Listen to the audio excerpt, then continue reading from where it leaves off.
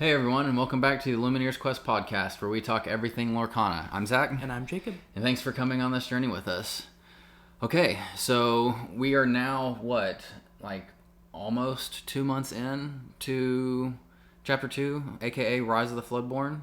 Rise of the Floodborn. And we felt like it was the perfect time to review the Floodborn, right? Overall discussion. Floodborn discussion. Floodborn. We've kind of touched on a little bit of this before, but now we have more of a retrospective perspective. Yes, exactly. Sure. I mean, on how some of this is working and how it's changed. Now we have 6 Floodborn per ink now, I believe. A lot, yeah. A lot more than we did the first go around, that's for sure. A lot more to discuss. Yeah, so we want to talk the Floodborn, talk about Floodborn strategies, talk how the Floodborn have changed this go around and so forth. And so I think that's going to be the main topic, and we're going to get into all the things Floodborn, and hopefully this helps give you a new perspective on some of these cards, because I think over the past couple weeks, my perspective on a lot of them has changed. I know for sure, and so hopefully we get kind of some of that insight out. So yeah, with that said, let's get into it. So as always, thanks everyone for listening. We mentioned the last episode, but I want to just touch on really quickly again. We got a TCG player affiliate link, which means if you buy singles from TCG Player through our affiliate link, we get a percentage of that sale to reinvest into the podcast and help grow our setup. We need another mic. We need another chair. Yeah, we're not just saying that. We genuinely need those things for the podcast to help make it better. There are a lot of times where I'm sitting on a kitchen stool because we don't have the chairs that we need. So anyways, we have an affiliate link. If you're going to buy singles, if you could use our link, we would very much appreciate it. It would help us out tremendously. That link can be found in the description of all the episodes on the podcast. It can be found in the YouTube descriptions. It can be found on our X/Twitter profile.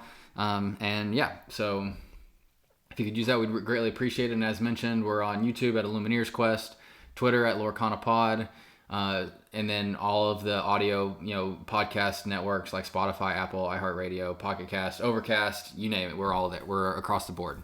So as always, thanks for following and sticking along with us. And so let's get into it. Card of the week. So we got an interesting one, and this is basically an overall discussion of what this mechanic. Yeah, a little bit. It's very different, and I like this because it's going to switch things up. But we were discussing this, and it's why don't we just talk about it on the podcast? So you brought a good one, so let's hear it. We have the action card here, Nothing to Hide. It is a 1-cost inkable, and the ability is each opponent reveals their hand, draw a card. In Sapphire. So, I think, first of all, the biggest thing is that this is in a not super playable ink right now. Yeah, I mean, that doesn't help for sure. I know Sapphire is definitely on the lower end. It was in the lower end on our tier list for a reason, but even then, we're not seeing it played in Sapphire as much. So that's what the discussion is around. Is why is that, and is it just not as beneficial as maybe it thought? I think we both didn't think that this would be broken when it came out, but I also think that there is some scenarios where this could very much help. Yeah, especially when you're going against let's say a Ruby removal, right? Knowing that okay, he's got that, be prepared. I gotta plan for that, I gotta stall. I got, whatever. Yeah. And just certain scenarios like that. Before Lorcana came out, I played a game called Marvel Snap, and knowing what was in your opponent's hand was always very important. If you could get any sort of insight into that, it was very helpful for the game the following turns. So I guess when I first saw this, I kind of thought of that a little bit. Okay, this will give you some insight on what your opponent's plan is for the next few turns. Yeah, I think that's a perfect example or a perfect insight as to where this it should be useful. I think to piggyback on your Ruby example, if it's a really close game, call it 13-15. It doesn't matter which way. If you have this card, so it's late game, you've got a lot of ink. If you play this card and you see that they don't have Be Prepared, then maybe you push a little bit harder with more characters to like get into that lethal range. Mm-hmm. I mean, obviously they're going to have the ability to draw another card, or maybe sift through their deck to try to find the card that they need, draw a couple cards with a spell or something. But it at least gives you the insight to say, hey, they don't have what they need now, and so they're going to have to go do that digging and spend those resources to get there. Same thing for like Steel Song. Like if they play Aerial turn 3 and they don't pull out a whole new world from their hand from what they get to look at the top 4 cards. I mean, maybe it's worth looking at to see that they don't have it, and so that you can like really again like try to do board control. Or if they do have it, maybe it's like, okay, I need to flood the board with like what I've got in my hand because they're just going to a whole new world at next turn. And so I think there are scenarios where it could like really shift the way that you play the turn. One cost is really low as well. I think, and again, I want your opinion on this, but I think the biggest thing for me is why it's not played. And again, total noob here, so noob opinion, don't know the best, but I think it's just the amount, like having like the sacrifice you have to make to put it in your deck. You don't want to play 64 cards or 66 cards to put this in your deck. Mm-hmm. And so I think you have to take something else out of your deck to put it in. And so in my eyes, the biggest reason why it's not played is because of the opportunity cost of taking something else out of your deck. I do agree with you on that. My counter to it is that it's a one-cost inkable draw card at the very worst. I mean, trust me, I'm on that page too. It replaces itself. So, I think it could also be just maybe helpful early in a game. Like, hey, like let's see how many inkables and uninkables my opponent has in their hand. Like, let's see like if they're gonna be stalled at one point. Like I just think, I don't know. I haven't played it in a game yet, so I don't really have a Sapphire deck. Yeah, I haven't played it either, but I think it could be fun. I mean, maybe put one in every ink. Imagine a world here. So we're spitballing off of the hopes and wishes from last episode. But imagine a world where you can reveal their hand and then you can discard your chosen card from their hand. That'd be nutty. Just saying. No, but anyways, I mean, that's the card of the week. I think it's a good discussion to have. If anybody has any strong opinions either way on Nothing to Hide, the Sapphire action card, then let us know. But yeah, that's the card of the week. News, what's on our mind, league match recap / other thoughts and feelings. So mine is a parallel to Lorcana, but parallel within the world, within the Disney realm, we'll say. So what about within the Disney world? Ooh, so that's a good segue. When this episode comes out, if you're listening to this, I am currently at Disney World. We're recording this one early because I am the Christmas present for my wife. We are going to Disney World. And so, yeah, I'm currently at Disney and we're enjoying Tron, hopefully. I'm excited to go on Tron. I'm also excited for a lot of the other newer attractions like Guardians, Cosmic Rewind, and a few of those other cool things that we haven't even gotten to experience yet, like the new Moana place in Epcot.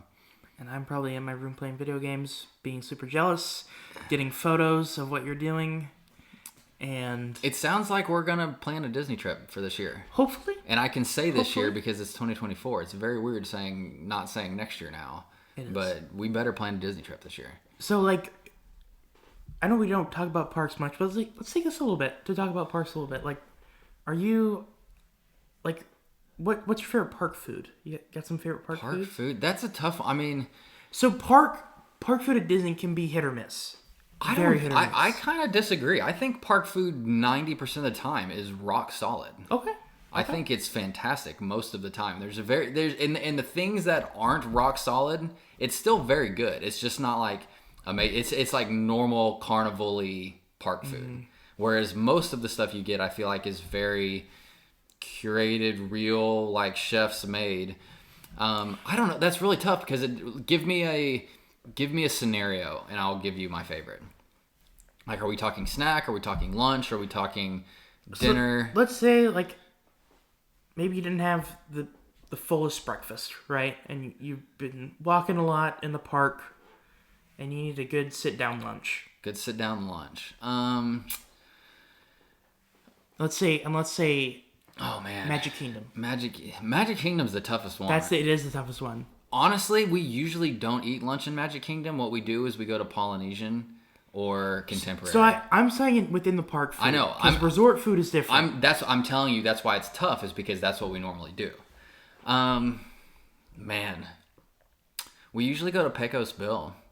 And I'm that's my go-to as well. And I'm not saying that's on my list of like not fantastic but good food. That's my go-to. Like it's very reasonable. It's good. It's not great.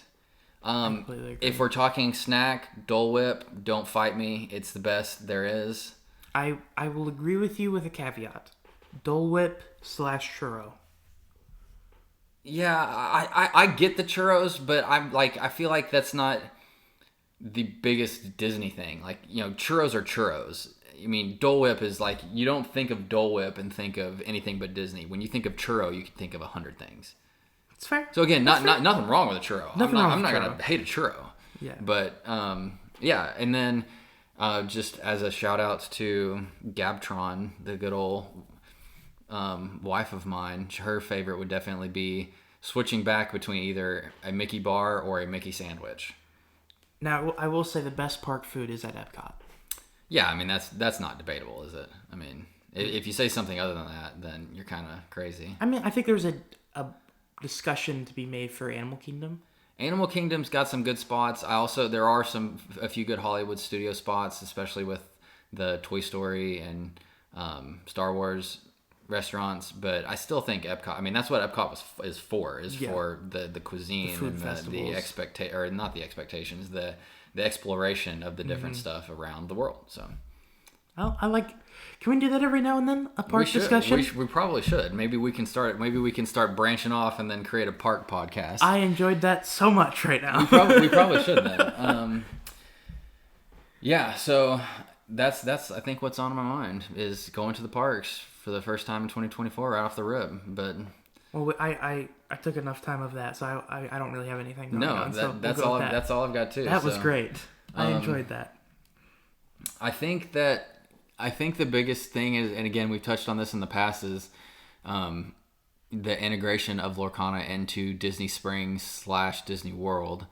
You know, I know that they obviously sell Lorcana at the World of Disney at Disney Springs in Orlando or in Florida, and that's obviously like the first step. But you know, we've also said, like, are there park exclusive cards, or are there? I don't know any other type of, like, you know, bridging the gap merchandise, like maybe not even a card, but maybe an exclusive playmat or an exclusive deck box. So I did think of this, and it'd be super cool. Imagine a photo op with Mickey Wayward Sorcerer. I mean, I'm in. Right? Like something like that. Like, you know, like a very exclusive, like, character meet and greet, you know, and maybe it's a part of a release event for, you know, a chapter. Yeah, that'd be cool. He shows up and you're like, I'm not the biggest character guy, but I'd be all down for that. Like, yeah. I'd be super down for that. That'd be sick.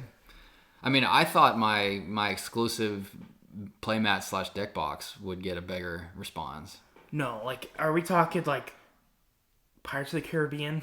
Okay, that would be just over the top. Cinderella Castle playmat. Oh, okay. Don't go further. Like, Cinderella Castle exclusive playmat would be that would have fireworks. That would have Disney fandom in a tizzy like never. $300 playmat. $300 playmat, easy. I would 100% take a trip to Florida to get said playmat, if possible, if that were a thing. At night, fireworks during what's the amazing fireworks show? We were talking about this. Recently. The God, I'm gonna Happily Ever After. Happily Ever After. Yeah. I mean, that's like the background on my phone is Happily Ever After.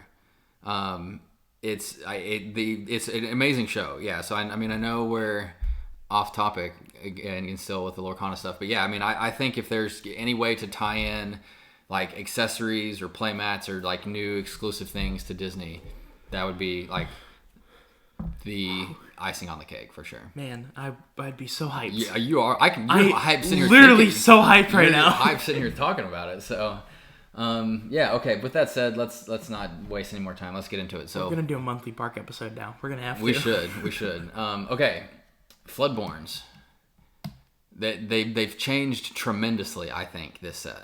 Not only in how much you're seeing them, like how much there is per ink, how many there is in the game overall, usage. I think how they're used is probably changed the most, which is crazy because the evolution of it has gone pretty substantially too. I think that the way that they can be played and is pretty far in between because you have a ton of different playstyles, which I just didn't see necessarily being the case. And I think we'll go a little bit into how they're used Chapter 1 before we get into how they're used now. But I would say, like, Chapter 1, bread and butter of Floodborn was Heroic Outlaw, shift for 5, big swing, 5 strength, something like that, within the realm. Like Rockstar Stitch, Elsa. Giant Tinkerbell. Elsa wasn't shifted a ton. She definitely was, but I mean, when I think of shifting characters, it's Rockstar Stitch, Heroic Outlaw, and Tinkerbell Giant Fairy. I think that's fair. That's definitely fair. And Elsa was one of the best cards in Chapter 1. So not to say that Elsa wasn't a good card, but I think of like the vast majority of the time, you had a shift target and you had the card, and you were using that shift target as either a decoy or a threat on the board to keep your opponent on their toes. Is that a fair statement? Yeah.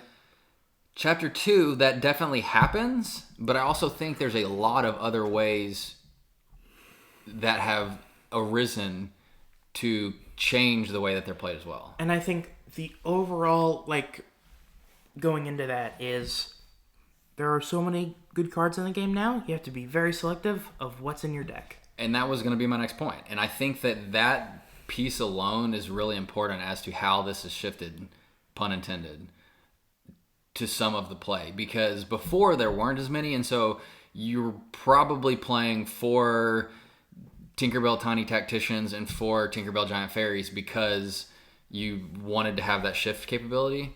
I mean, we've gone from 204 cards to 408. Yeah, you doubled it. Yeah, so obviously that's going to change some things. And there are a solid number of Floodborn characters that people have zero desire to ever shift. I'll say a big one for me in Chapter 2 is Lady Tremaine. I don't think you ever need to shift that. I've seen people shift it, and I've seen it be effective, but I would say 90% of the time it's not shifted. But I have one even better. I'm shocked that this is the one you didn't say. Beast Tragic Hero. Have you ever seen Beast Tragic Hero shifted? To be honest, I haven't seen a lot of play of it in my experience personally, but no, I have not. I mean, the shift targets are other 5-cost cards. It's a terrible shift card. It's a terrible Floodborn card. I would agree with that. Like, you're not going to shift that card. And so that's not necessarily a bad thing. I'm not saying that that's a negative. I'm saying that has changed the way that those are played. Mm-hmm. I would also say one would be, or one on the other side, sorry. So like that one is shifted or not shifted ever. The Queen in Amber, I'd say, is shifted quite frequently.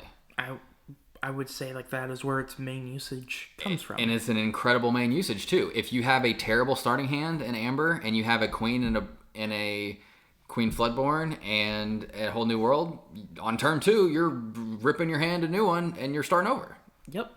I mean, so there's just the options all around to do it. I think you've got in like Emerald, the Donald Duck Perfect Gentleman, the one that has the ability that says at the start of your turn, each player may draw a card. He doesn't get a ton of play because, again, it's Emerald. We've talked about this. It's not the best ink ever. But I have seen him played a decent amount in Emerald. I've seen him shifted 1% of the time. No, I take that back. I've never seen him shifted either. And I will say, because there are more Floodborn, but other than last season, there is just Floodborn not seen play at all. Which is super interesting. That was going to be my next point. Is it's shocking the amount of Floodborn that are out there that aren't very good.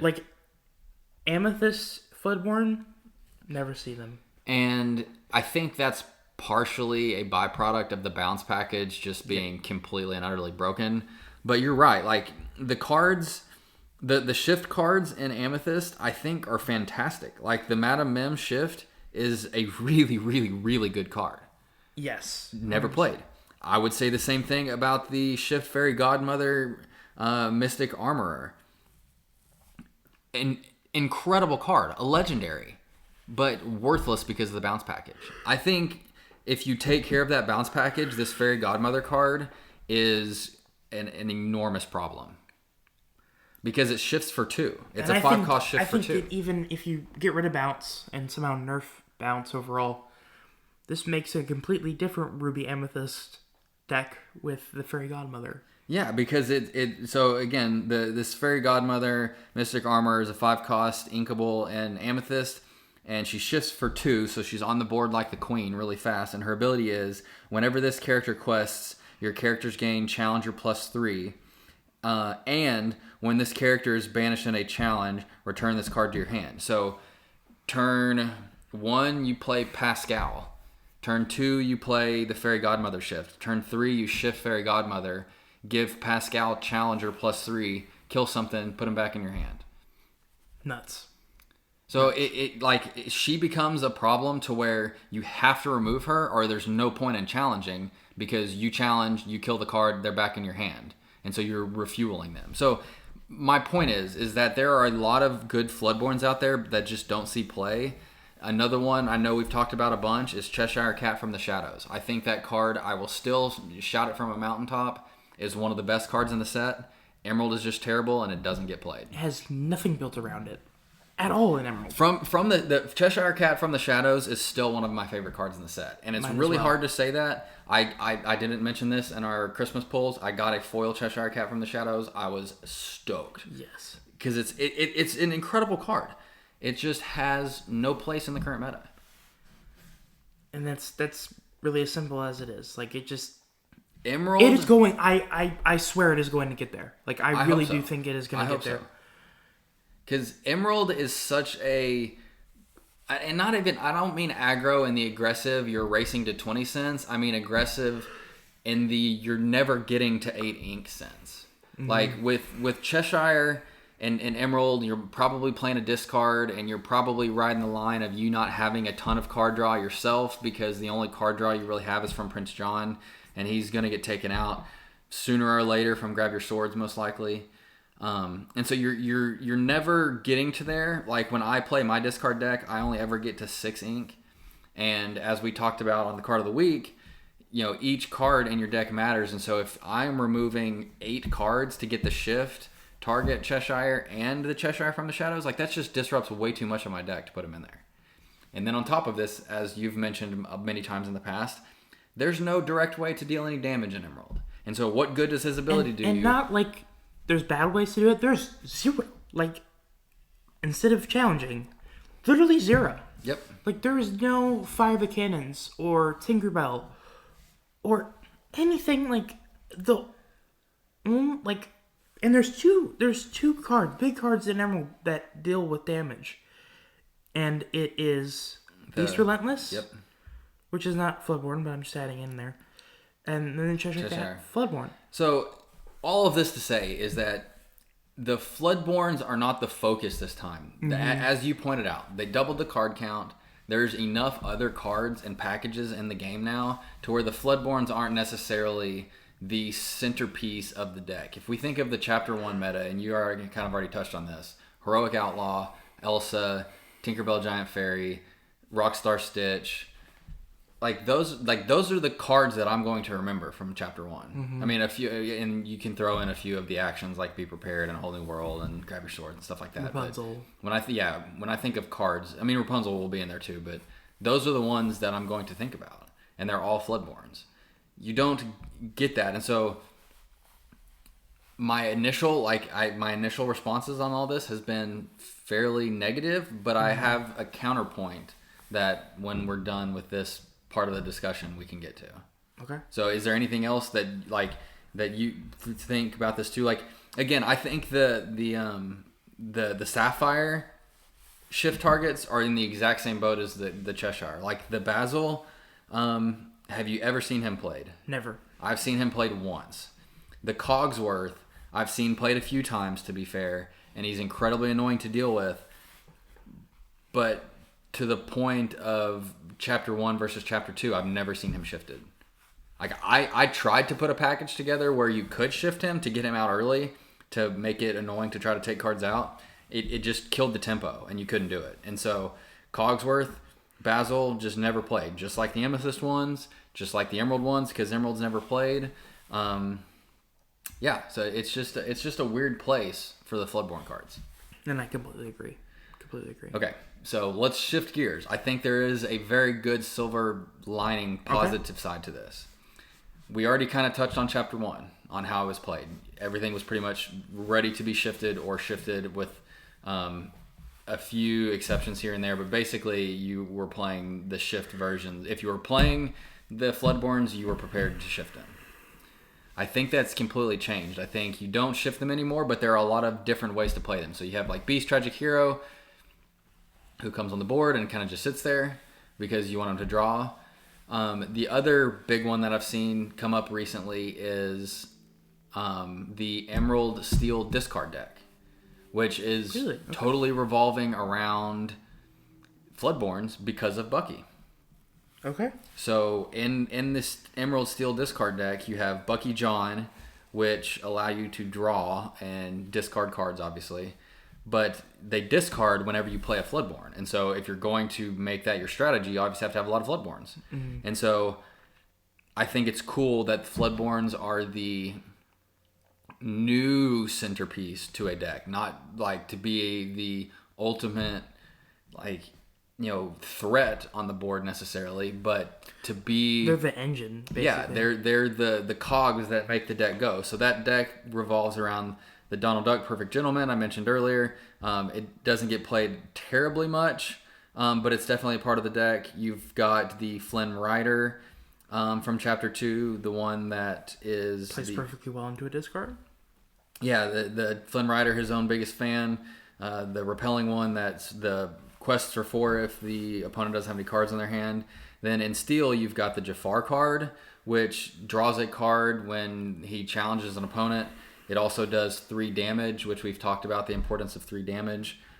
Given the bounce package all has 3 willpower. You've got Cinderella Stouthearted. You've got Tinkerbell Giant Fairy. You've got Beast Tragic Hero. And so the amount of Floodborns at your disposal to continue to make your opponent discard a card passively because of Bucky is pretty strong. And I mean, you're playing a card and getting a discard out of it, and that's not its ability, which is... That's the kicker. Is I think why I personally tried to make it work on Pixelborn about 12 to 15 games, and I just couldn't quite get the tempo right.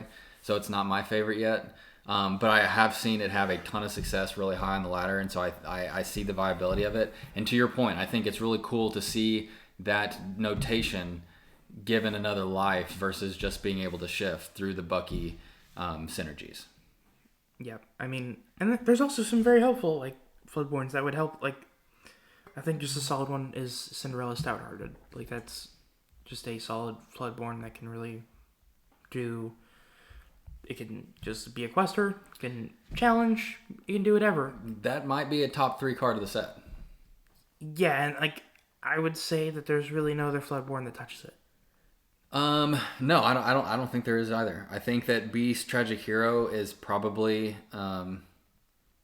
in the conversation. I know that's just, but to me that's just because of the meta and the importance of having a card draw engine on the board, and the big target that Beast Tragic Hero gets. But I don't know. I'm just a sucker for like the big sword, which she's literally carrying in the art. Absolutely, yeah. So we've talked about 2 of them. We said that there's a lot of cards that aren't shifted, like the Beast Tragic Hero, like the Tremaine.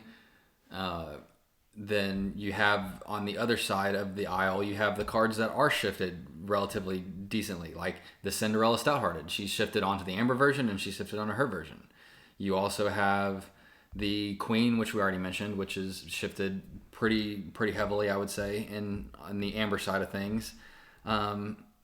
So yeah, I think that the breadth of the way that Floodborns can be played is the most exciting part. I think the underwhelming part of Rise of the Floodborns, given that that's the name of the set and that it's Floodborns, is that the vast majority of them aren't played. Yeah, and I mean, it is what it is. I don't know if that like they've played like to your point, and they put a lot of cards like Bucky that work with like Floodborn cards in play. I don't know if they were just like they might have expected this to be a big boom in Floodborn, and it just didn't work out that way. Yeah, that could very well be the case. But I also think, as we touched on too, that there are lifelines for a lot of these. Again, the Fairy Godmother and the Madame Mim and Amethyst, I think, have a lot of legs later on potentially. I think the Cheshire and Emerald has a lot of legs later on. The Minnie Mouse White-Eyed Diver, I think, is probably one of the most underwhelming ones. I don't think she really has any legs to stand on at any point. Queen of Hearts, we hadn't talked about her in Emerald. I've seen her played in Ruby. Or in Ruby, sorry. Yes, thank you. I haven't seen her played a ton, but she's definitely a cool card. Mm-hmm. Gives you some card draw, which again is always really important. The Raya card, we've touched on this way too many times. I'm really disappointed in the Raya and the Last Dragon cards in general because I was so excited for the property. Not sure I've ever seen that card played in general, much less shifted. So that one's, again, I think there's a life where that works really well, but not in today's meta. My version of the Raya would have to be Hercules Divine Hero. Just yeah, again, like if you think about how overshadowed that card is compared to its other two Floodborn brethren and Steel, mm-hmm. it's nothing. I mean, the shift, the stat line is just very underwhelming for me. It doesn't make sense when you have Stout-Hearted. No, it makes no sense. It costs one more, but who cares? It's got 2 more willpower and quests for 1 more. So what does it matter that it costs 1 more? It doesn't. Doesn't make sense. No, it doesn't. So I think to kind of like give like a bird's eye view of this, I like a lot of the stuff they've done with the Floodborn. I think they made them more useful and versatile, meaning they're not just played to be shifted to be that kind of a threat, but there are also a lot of options with so many cards in the game now where you don't have to shift them for them to be useful. I think you have that option still to be a threat if you want it to be. And then with the like Bucky John package, you've got a third way to discard and to disrupt just by playing your opponent. And so I think that the different ways that you can play it and make it really fun, there are just a lot that are underwhelming in the current meta. So those are the give and takes that I have of the set. You have a lot of positives, you have some negatives. Yeah. I just think there was a lot of like, and I'll just even say this, like there was a lot of like common rarity cards that came out of nowhere on our meta mainstays. And then you have legendary Floodborns that are barely used, if not used at all. That might be a topic for another episode, but like, do you want all your legendary cards to be the best cards in the set? Like, should they plan it out where like we know these are going to be the 10 best cards in the set? Let's make these 10 the legendary cards? I don't think so, no. But other than Beast Tragic Hero, there's not a really solid legendary Floodborn. No, that's fair. I mean, Scar gets played a little bit, but he's not like the end all be all. So he's not a Scar's legendary. He's not a Floodborn. Oh, I see what you're saying. Yeah. No, I mean, Belle's very underwhelming.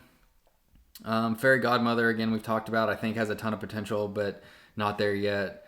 Snow White and Amber is, again, I think she has potential. I think there's a lot of opportunity for her to be really good, but she's uninkable, and with the Steel Song package that you get in Amber, there's just no viability to run that Amber version. Yeah, I mean, I think that there's just some adjusting to be. Yeah, if we could just widen the meta. Like, again, I think the Fairy Godmother, the Snow White, the Belle, the Alice even, which I know not all these are Floodborn, and we're kind of getting off subject to the Floodborn a little bit, but there are the viability there. We just need more tools to make those things work better. And we're in chapter 2. I'm sure we'll get there. We will get there. It's just at the moment, Rise of the Floodborn. I think just overall, like the theme and title. You would hope the Floodborn didn't make a whole lot of sense once the set came out. It was exciting in the reveals, like seeing like the first. I remember it was Basil. He was revealed. It's like I was gonna say the number of Floodborns. There's a third Floodborn, and the number of Floodborns, yeah. So it added a lot of like hype. I think it's just once we got here, it was like a little underwhelming. Okay, last question, and we'll wrap this one up. What do you think they do to Floodborns in the future then that could potentially change them or change the way that they're played or considered? Or is the way that they're played kind of set in stone, or is there some, and they just, like we said, they just need more tools around them to make them better, or is there something that's wrong or needs tweaked to make them more viable? I mean, I think honestly, I think like the days of having shifting every Floodborn are over. Like, I don't think that's ever going to really happen again. I agree. That's a good take. I think as long as it has a good ability, you're going to play it. Don't necessarily need to shift it. So I think those days are over. Obviously, you'll have a few exceptions every now and then. You'll have the queens of the world and stuff like that that'll get shifted. The low cost shift characters. The drop 3. Yeah, like you have the queen. You have Fairy Godmother. Cheshire Cat. Maybe not even if it drops 3, even if it drops 2, but it's a 4 cost. Like if you're shifting turn 2, I think that's where you get a ton of value, is that you're getting a bigger body out very, very quickly. Absolutely. But yeah, no, in general, I agree. I think the need to shift, or the expectation to shift, and to have the shift target and the Floodborn and the deck are far gone, depending on the card that you have. And I guess to answer my own question, no, I don't think that there's anything necessarily like broken about them. I just think a lot of these cards don't have packages around them that make them as good as they could be. And I think like there's stuff that'll get it one day. Like I think we will get to that point again. I think I will say this. I think sticking with 4 is fine per set. Maybe drop down to 3. I just think that it's like not necessarily needed. I don't know. Yeah, I'd say 3 or 4 is probably fine. You just don't want to make it, when you think about the abilities, like Shift / Floodborn is an ability, right? Mm-hmm. The Singer ability, which we've talked on a ton, there's like 5 cards in the whole set with that ability. There's 5 cards in Sapphire with Shift or with Floodborn. So it's like, do you want to make it the most aggressive, like as far as card count ability, or why is this one the one that has the most abilities over like a Singer or a Reckless or a Rush or anything like that? And so I would like them to be a little more evened out with all of the different abilities, but in general I think that this is one of like the mainstay abilities, which when we did our ability tier list in chapter 1, that we had at the top for a good reason. And so it makes sense, I guess, that this is, universal across all the inks, and everyone has the ability to do this. But I am down for Floodborn to be like the days of Heroic Outlaw to come back. Like that's a crazy card that you don't see a lot of play of anymore. Yeah, I miss that one so much. I think I'm not just saying this. I think about that all the time. I miss it. I every time I play the Ruby Amethyst deck, I'm like, how can I get Heroic Outlaw in here? But it just doesn't have a place anymore because of the bounce package. It's weird. It's really a weird, like... Yeah, anytime I'm down like 17 to 12 and I'm playing Ruby Amethyst, I'm like, can I just put Heroic Outlaw back in here to knock them down a peg, to make it, it harder for them to get to lethal, especially with the goats and stuff. If they're at 17 and you have no way to pull them down, then they just go bounce, goat, whatever, and then you're done. So... I think that there's still some development. In general, I'm happy with the state it's in.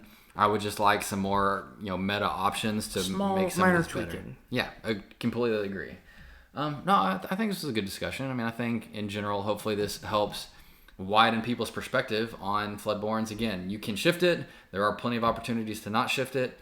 I would also encourage people to check out the Bucky package and the Steel Emerald discard deck, because that one I've seen a lot of traction gaining as well and can be fun. So I like the variability that you have to play the Floodborns this set too. So good and bad. I think overall we're in a good spot, but just definitely some tweaking needed. Quick side note: some of the best art in the game are all Floodborn cards. But yeah, you can't argue with that.